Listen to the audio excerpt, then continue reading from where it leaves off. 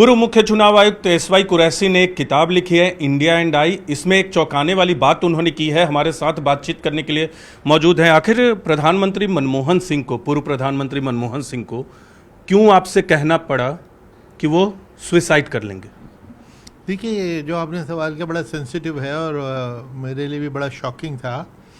कि हुआ ये था कि जब मैं सीईसी था तो उनके वक्त के लॉ मिनिस्टर सलमान खुर्शीद साहब, जो बहुत अदरवाइज़ बहुत नेक और शरीफ आदमी हैं, उन्होंने अपने वाइफ के इलेक्शन में अपनी स्पीच में जुमलेबाजी होती है, उसमें उन्होंने कहीं ये कह दिया कि हम माइनॉरिटी कोटा को डबल करेंगे। तो फ़ौरन बीजेपी ने शिकायत दर्ज करा दी कि भाई ये तो मॉडल कोड की वायलेशन है। तो हमने उनको नोटिस दिया और हमारी एक अदालत होती है इलेक्शन कमीशन में, वहाँ पे हमने 4 दिन तक हियरिंग की। अभिषेक मनु सिंघवी साहब इनकी तरफ से और उनकी पूरी टीम 8-10 वकीलों की, और अरुण जेटली साहब बीजेपी की तरफ से उनकी टीम। तो 4 दिन की हियरिंग के बाद हम इस नतीजे पे पहुँचे कि वाकई इन्होंने वायलेशन तो ये है। और मॉडल कोड में, क्योंकि कानून तो मॉडल कोड है नहीं, ये तो एक मॉरल कोड की तरह है, तो लेकिन उसमें हम सिर्फ या एडवाइस या चेतावनी या सेंश्योर, ये 3 चीज़ें कर सकते हैं। तो सेंश्योर तो वाज द मैक्सिमम पनिशमेंट, तो हमने उनको सेंश्योर कर दिया। उसके बाद कांग्रेस के कुछ लीडर्स, मिनिस्टर वगैरह इलेक्शन कमीशन को और मुझे बहुत बुरा भला कहने लगे, गालियाँ देने लगे कि ये बड़ा एरोगेंट हो गए हैं, ये वो है, क्या समझता है इलेक्शन कमीशन अपने को, वगैरह वगैरह। तो मेरे पास मेरे से हरीश खरे, जो मीडिया एडवाइज़र थे मनमोहन सिंह जी के, वो किसी ओकेजन पे मेरे घर आए थे। तो मैंने उनसे कहा कि देखिए, आपके जो मंत्री लोग इस तरह बोल रहे हैं ना, ये बहुत गैर जिम्मेदारी की बात कर रहे हैं। अगर मैंने ये मीडिया को बता दिया जी, तो आपको मुँह छुपाना मुश्किल हो जाएगा। ये आपने चेतावनी दी? चेतावनी दी। तो कह लेंगे मैं पीएम को बता दूं। मैंने कहा पीएम की इत्तला के लिए है ये, अब उनके नोटिस में लाइए, क्योंकि उनको शायद पता ना होगा। तो अगले दिन मीडिया में ये सारी बातें जो आप कह रहे हैं कि जो बयानबाजी चल रही थी, मीडिया के जरिए ही चल रही थी ना, लोगों को तो पता ही होगा। नहीं, मीडिया के जरिए अंदर खाने लूज टॉक जिसको कहते हैं, लूज टॉक चल रही थी, जो मुझे बताने वाले भी बता दिया करते थे। ज़्यादातर मीडिया वालों से ही वो शेयर होती थी, वही आके उनके पास भी वही जाते हैं, हमारे पास भी वही आते थे, उन्होंने बताई। तो इसको जब मैं अगले दिन डॉक्टर मनमोहन सिंह का हमारे जो इंटरनल रैक्स एक्सचेंज होता है उस पर फ़ोन आया और बड़े घबराए हुए, कुरैशी जी मैं आपसे फ़ौरन मिलना चाहता हूँ। तो मैंने कहा सर आप हुक्म दीजिए। कह लगे नहीं आप बताइए। मैंने कहा सर आप प्रधानमंत्री हैं, आप जो हुक्म देंगे मैं हाजिर होऊंगा, और आप बताइए। तो उन्होंने कहा शाम को 7 बजे मेरे घर। मैंने कहा ठीक। जब मैं गया तो 7 बजे बिल्कुल गेट दरवाजे पे खड़े हुए वेट कर रहे, और फिर मुझको अंदर ले गए। अंदर बैठते ही उन्होंने यही कहा कि कुरैशी साहब, मुझे हरीश खरे ने ये बातें बताई, अगर आप भी मेरे बारे में ऐसा सोचते हैं तो मैं तो सुसाइड कर लूँगा। तो ये तो मुझे बहुत हैरानी हुई, बहुत शौक लगा।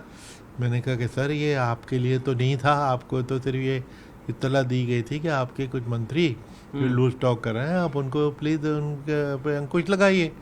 तो और क्योंकि वो तो इलेक्शन कमीशन की बहुत तारीफ़ करते थे, और वो तो कहते थे कि दुनिया में हमारी इंडिया की डेमोक्रेसी की अगर अच्छी रेपुटेशन है तो इलेक्शन कमीशन और इलेक्शंस की वजह से है। तो बहरहाल 15-20 मिनट मुझे उनको थोड़ा काम करने में लगे, क्योंकि वो बेचारे बहुत अपसेट थे, जिससे लगता है कि कितने वो सेंसिटिव थे कि इंस्टीट्यूशनल इमेज के बारे में। तो इसलिए ये एपिसोड मैंने, हालांकि 14 साल थे पुरानी बात है, लेकिन 12-14 साल, लेकिन मैंने इसका दोस्तों में तो जिक्र था, लेकिन कहीं इसके बारे में लिखा नहीं था। लेकिन अब वो चूँकि अब वो दुनिया में है नहीं, वरना वो थोड़ा सा एम्बैरेसमेंट महसूस होता। तो लेकिन वाकया इम्पॉर्टेंट है, क्योंकि इलेक्शन को अथॉरिटीज़ कैसे डील करती हैं, इस कॉन्टेक्स्ट में ये जानना बड़ा ज़रूरी है। बिल्कुल, लेकिन आपने भी उनको चेतावनी, यानी हरीश खरे को चेतावनी दे दी थी कि जो टॉक हो रही है वो गलत हो रही है, सरकार की सेहत पे असर पड़ सकता है अगर चुनाव आयोग कुछ बोलेगा तो। बिल्कुल बिल्कुल, क्योंकि चुनाव आयोग की उस वक्त तो रेपुटेशन बहुत ही अच्छी थी कि ज़रा से भी लोगों को, नेशन को भिनक लगे कि भाई इलेक्शन कमीशन के ऊपर उंगली उठाई जा रही है, उसको बुरा भला कहा जा रहा है, तो उस पर मीडिया भी बहुत सख्त रवैया रखता और नेशन भी रखती। तो इस वजह से मैंने यही बताया, मैंने कहा कि देखिए हमने अपने तक रखा है इसको, लेकिन हमने इसको पब्लिक कर दिया तो आपको बड़ा नुकसान हो जाएगा। कुरैशी साहब, ट्रंप की दूसरे कार्यकाल में जब सरकार आई तो उन्होंने यूएसएड को फंडिंग बंद की और आपके समय में एक एमओयू हुआ था जिसका जिक्र भी आपने किया है, उस पर फिर बहुत सवाल उठे थे, आप पर भी। वो राजनीति तो हम लोग जानते क्या कुछ हुआ था, लेकिन आपने इसी में एक चीज़ लिखी है कि मौजूदा सरकार जो है उसको कंटिन्यू करती रही उस एमओयू को, जिसका फ़ायदा भी हुआ। और आपने यहाँ तक लिखा है कि प्रधानमंत्री नरेंद्र मोदी के नेतृत्व में या उनकी मौजूदगी में IIIDEM जो है वो मजबूत हुआ है और दुनिया में एक्नॉलेज हुआ है। वो कैसे? जी, ये हुआ ये था कि मैंने एक इंस्टीट्यूट बनाया था IIIDM, वो कहानी पता है ना, India international institute of democracy and election management मैंने बनाया था। और उसका मकसद ये था कि हमारे अपने इलेक्शन स्टाफ को अच्छी ट्रेनिंग दी जाए। फिर जब मैं बना ही रहे थे तो हमने सोचा कि दूसरी कंट्रीज़ के इलेक्शन कमिश्नर्स को और कमीशन को, उनके अफसरों को भी ट्रेनिंग दी जाए। तो हमने शुरू की। तो उन्हीं दिनों, मेरी रिटायरमेंट से 13 दिन पहले की बात है, कि एक अमेरिकन एक सोसाइटी है IFES, international foundation for electoral system, 150 मुल्कों में वो काम करती है। अभी भी है कि यह बंद हो गई, मुझे अब नहीं मालूम। लेकिन जब डोनाल्ड ट्रंप आया, उन्होंने एक डिपार्टमेंट बनाया कि ख़र्चा कम करने के लिए एक डिपार्टमेंट, जिसमें एलन मस्क को उसका हेड बना दिया। अब वो एलन मस्क जिस टाइप के आदमी है, उन्होंने इसमें USAID को सब फंड काटे और IFS के फंड काटे, और उसमें ये लूज टॉक कर दी कि इंडिया, हमारी ऑर्गेनाइज है अमेरिका, इंडियन इलेक्शन को फंड करता है, विच वॉज जो बिल्कुल टोटल बकवास थी कि इंडिया किसी से कोई 1 रुपए की ग्रांट किसी से नहीं लेता, हम अपने बलबूते पे अपने खर्चे से करते हैं। तो ये उन्होंने जो तहमत लगाई कि जी इंडिया को हम फंड देते थे, वो हम बंद कर रहे हैं, तो उसको फिर मैंने उसका जवाब दिया था उसी वक्त मीडिया में कि हमारा ये MOU था क्या। हमारा MOU इस फाउंडेशन से ये था, 2 चीज़ें थी उन पर कि भाई आप हमें एक तो ट्रेनिंग, हम इनको सबको, जिन कंट्रीज़ को आप लाएंगे सबको फ्री देंगे, लेकिन उनको लाने का काम हम नहीं कर सकते, उनको ठहराने का खर्चा हम नहीं दे सकते, फ्री ट्रेनिंग ज़रूर देंगे। तो अगर आपने किसी को लाना है तो आप लेके आइए, ट्रेनिंग हम देंगे। और दूसरे, हमें उनसे एक मदद ये चाहिए थी कि भाई अगर जैसे साउथ अफ्रीका की टीम आ रही है, तो साउथ अफ्रीका को हम इंडियन इलेक्शन थोड़ी सिखाएंगे, हमें तो साउथ अफ्रीका के इलेक्शन उनको सिखाएंगे। डोनाल्ड ट्रंप का या एलन मस्क का ये कहना कि हम इंडिया के इलेक्शन को फंड करते हैं, ये बिल्कुल बेहुदा बकवास थी। तो उसको कंट्राडिक्ट करना ज़रूरी था, क्योंकि IFS से हमारी जो अंडरस्टैंडिंग थी, एक 5 पेज का या 5 पन्ने का एक MOU हमने साइन किया, और उसमें ये हमने कहा कि भाई आप जिन लोगों को बाहर से लाना चाहते हैं उनका खर्चा आप कर लीजिए, और दूसरे इन लोगों को हमने जो ट्रेनिंग प्रोग्राम को कस्टमाइज़ करना है उनके लिए बनाना है। साउथ अफ्रीका को हम साउथ अफ्रीका का इलेक्शन ही तो सिखाएंगे ना, इंडिया का तो नहीं सिखाएंगे।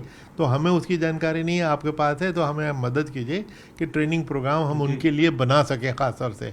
तो इसके लिए, और MOU में साफ तौर पे लिखा था कि ना इसकी कोई फाइनेंशियल इम्प्लीकेशन है, ना लीगल इम्प्लीकेशन होगी। और पता नहीं क्यों एक जगह नहीं 2 जगह ये लिखा था, 5 पन्ने के उसमें 2 जगह ये लिखा था। उसको लेके कुछ चैनल ऐसे हैं कि जो नेशन के बिहाफ पे रोज़ाना क्वेश्चन करते हैं, वो ये MOU उठा कर, देखो ये MOU कुरैशी ने साइन किया, इतने दिन किया। उस शख्स ने पढ़ा तो नहीं MOU के, उसमें 2 जगह लिखा हुआ है कि ना कोई फाइनेंशियल इम्प्लीकेशन है, ना कोई लीगल इम्प्लीकेशन है। तो वो इसमें इस एपिसोड में ये वजाहत की गई है। और उसी इंस्टीट्यूट जिसको के सपोर्ट के लिए हमने ये MOU किया था, उसी इंस्टीट्यूट में 113 देशों के इलेक्शन कमिश्नर्स ट्रेनिंग लेके जा चुके हैं। लेकिन कुरैशी साहब, मेरा सवाल ये था, वो मैंने पढ़ा है कि प्रधानमंत्री मोदी के कार्यकाल में आपने लिखा है कि स्ट्रेंथन हुआ, वो कैसे? नहीं, वो मैं ये बता रहा हूँ ना कि जब शुरू किया तो उस पर पहले 1 मुल्क आया, फिर 5 आए, फिर 25 आए। तो ये तो है ना, मैं तो 13 दिन बाद रिटायर हो गया 2012 में। 2 साल के बाद मोदी सरकार आ गई, तो 100-125 मुल्क तो मेरे जाने के बाद और मोदी सरकार के आने के बाद हुए ना।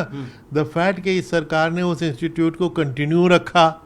अच्छा, और मेरे तो 13 दिन में मैं चला गया, तो MOU में ख़राबी थी तो आप निकाल के फेंक देते, रिजेक्ट कर देते, उसको रिजेक्ट नहीं किया, आज तक कंटिन्यू किया, तो उसकी में कुछ खूबी ही तो थी। और देश की इतनी इज्जत इसमें बढ़ी है कि 143 देशों के हम कमिश्नर्स को हमने ट्रेनिंग दी हो, और उसको क्रिटिसाइज कर रहे थे कुछ लोग टीवी पे।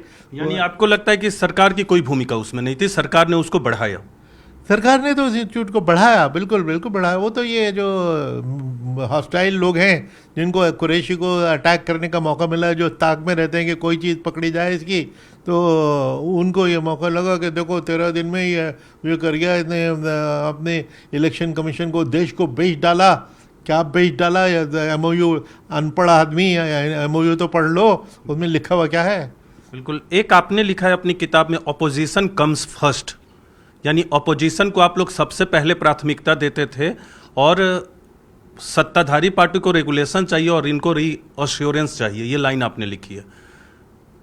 अभी जो इलेक्शन कमीशन है, क्या ये पूरी चीज़ें चल रही हैं?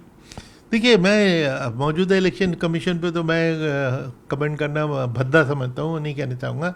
लेकिन जो पहली बात इसमें एक ही कि मैं इलेक्शन कमीशन में होते हुए ऑपोजिशन को प्रेफरेंस देता था। मेरे डायरेक्ट पॉलिसी इंस्ट्रक्शन थी पूरे सारे स्टाफ को कि देखिए, सरकार के हाथ लंबे होते हैं, वो तो अपने 50 काम अपने करा ही लेती है।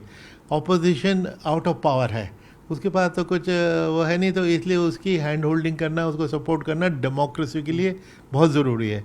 इसलिए मैंने ये कहा था कि ऑपोजिशन के लिए मेरे दरवाजे हमेशा खुले हैं।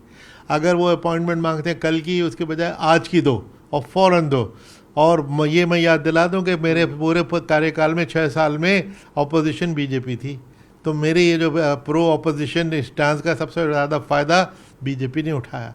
और उसका नतीजा ये कि मैंने शायद मेंशन भी किया है इसमें या किसी और एपिसोड में कि अरुण जेटली साहब, जो ओरिजिनली मेरे मुखालिफ होते थे, क्योंकि मैं सुषमा जी के बहुत करीब था, सुषमा स्वराज के, तो लेकिन जब उन्होंने मेरा एक्शन देखा इलेक्शन कमीशन में, फेयरनेस एंड ऑनेस्टी और ईमानदारी देखी, तो मेरे बहुत बड़े सपोर्टर बन गए। और उन्होंने मेरे बारे में बहुत कुछ अच्छा कहा और अच्छा लिखा है बाद में। तो अभी ऑपोजिशन को जगह दी जा रही है चुनाव आयोग में? आप farmer election commissioner, chief election commissioner हैं, इसलिए अगर जगह दी जा रही होती तो ये बार बार सुप्रीम कोर्ट के सामने 20-20 पार्टियां पेश नहीं हो रही होती। हमारी कोशिश ये थी कि सुप्रीम कोर्ट के पास किसी को जाने का मौका ही ना हो, ना ज़रूरत हो, क्योंकि इलेक्शन कमीशन का काम पार्टियों से डील करना हमारा काम है। इलेक्शन रिलेटेड मसलों को हल करना हमारा काम है। अगर हम नहीं हल करेंगे तो फिर वो दूसरे दरवाजे को खटखटाएंगे, तो हमारे बाद में तो सुप्रीम कोर्ट तक जाने का कोई मतलब ही नहीं होता था।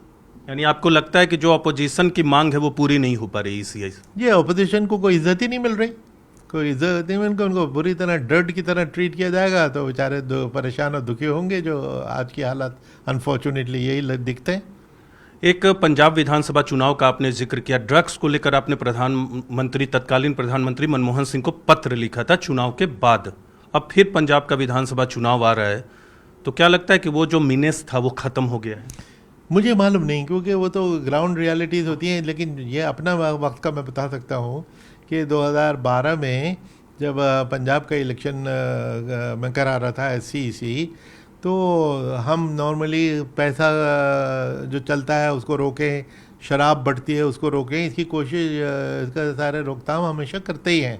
तो पंजाब में भी हमने पूरी अपनी मशीनरी इस तरह लगा दी थी कि ऐसा कि रोकथाम करो। तो हमारी टीमों ने पकड़ा कि ड्रग्स का इस्तेमाल बहुत हो रहा है, और हमने 1 महीने के अंदर 53 किलो तो या 55 किलो हमने हेरोइन पकड़ी, और हर प्रकार की ड्रग्स यूज़ हो रही थी। तो ये बहुत ही गंभीर सिचुएशन थी। तो मेरे एक बड़े अच्छे जर्नलिस्ट दोस्त थे, बुज़ुर्ग, मिस्टर GS चावला, वो अभी लुधियाना में रहते हैं। उन्होंने कहा कि कुरैशी, ये इतना इम्पोर्टेंट मामला है और तुम्हारी रिसर्च और तुम्हारी जो रोकथाम की वजह से ये इन्फॉर्मेशन हाथ में आई है कि 5 ज़िले हैं जो बॉर्डर के हैं, जो प्रभावित हैं, कि कहाँ से ड्रग्स आती हैं, किस तरफ जाती हैं, किस तरह यूथ प्रभावित हो रहा है। ये इतना सीरियस मामला है कि ये तुम प्रधानमंत्री जी को एक ख़त लिख के भेजो। मैं पहले बड़ा रिलक्टेंट था कि ये देखिए, प्रधानमंत्री को या सरकार को ख़त लिखना हमारा काम नहीं है, हमने इलेक्शन साफ़ सुथरा कराना था कि जिसमें लिकर ना बटे, ड्रग्स ना बटे, पैसा ना बटे, उतना भर हमारा इंटरेस्ट था। उसके बियॉन्ड हम क्यों करें। लेकिन चावला साहब की बात मुझे बहुत जची, और मैंने प्रधानमंत्री जी को 2-3 महीने इलेक्शन के बाद हमने लिखा विद सम अपॉलॉजी कि साहब हमारा काम ये है नहीं, लेकिन हम आपके नोटिस में इसलिए ला रहे हैं कि ये देश के लिए एक बड़ी चिंताजनक स्थिति डेवलप हो रही है, और आप हमारी नॉलेज का जो कुछ भी आप फ़ायदा उठा सकते हैं प्लीज़ उठाइए। तो अभी भी वो समस्या तो पंजाब में है, तो आपको लगा कि उसके बाद कोई कार्रवाई हुई? समस्या तो अभी भी मौजूद है। नहीं, मैंने फ्रैंकली हम तो अपना काम करके आगे बढ़ जाते हैं, तो उसमें मुड़ मुड़ के दोबारा नहीं देखा अभी क्या सिचुएशन है कितनी नहीं है। एज ए रीडर थोड़ा बहुत पढ़ने में लगता रहता है, मालूम का जानकारी होती रहती है, जिसमें लगता है कि ड्रग प्रॉब्लम पंजाब में अभी भी बहुत सीरियस है। हालांकि काफ़ी रोकथाम की कोशिशों की रिपोर्टें आती हैं, लेकिन अभी भी बहुत सीरियस मामला है। और उसको अब गुजरात की तरफ से बड़ी खबरें आने लगी हैं, क्योंकि वो भी बॉर्डर स्टेट है। तो जहाँ जहाँ ये प्रॉब्लम है, हमें बहुत ही जागरूकता से इसको डील करना चाहिए देश को। कुरैशी सर, आपको नई किताब के लिए बहुत बहुत बधाई। बहुत बहुत धन्यवाद। तो ये थे हमारे साथ एसवाई कुरैशी। अपनी किताब में जो महत्वपूर्ण बातें हैं उसका जिक्र इन्होंने किया और कुछ चौंकाने वाले बातें भी की हैं। किताब जल्द ही आपके सामने आएगी, लेकिन अपनी किताब के जरिए वो ये ज़रूर बता रहे हैं कि आखिर अलग अलग मसलों पर, चुनाव आयोग से जुड़े हुए मुद्दों पर सच्चाई क्या थी। और एक महत्वपूर्ण बात ये कह रहे हैं कि विपक्ष को चुनाव आयोग के सामने पहले से तरजीह कम दी जा रही है, इसीलिए उन्हें कोर्ट का दरवाजा खटखटाना पड़ रहा है। कैमरा पर्सन विपिन पुजारी के साथ नीरज कुमार, न्यूज़ 18 इंडिया, दिल्ली।